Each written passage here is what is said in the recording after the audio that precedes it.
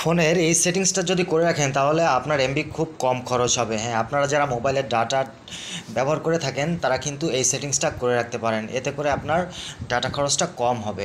আমাদের কিন্তু ব্যাকগ্রাউন্ডে অনেক ডাটা খরচ হয়ে থাকে, সেই জিনিসটা কিন্তু এখান থেকে কমে যাবে।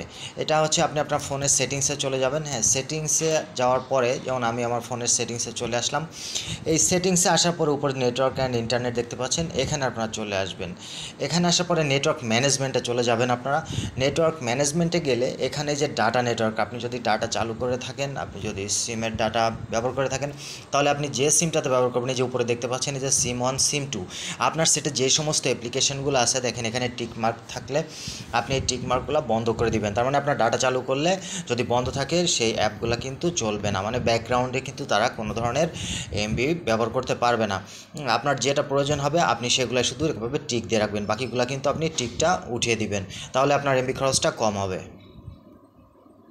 আপনি যদি সিম 1-এ এমবি ব্যবহার করে থাকেন তাহলে সিম 1-এ টিক উঠে দিবেন। আপনি যে অ্যাপ্লিকেশনটা ব্যবহার করতে চান সবসময় শুধু সেগুলোতেই টিক রাখবেন, বাকিগুলো টিক উঠাই দিবেন। যে অ্যাপগুলো আপনি সাধারণত ব্যবহার করেন না সেগুলো টিকগুলো উঠাই দিবেন।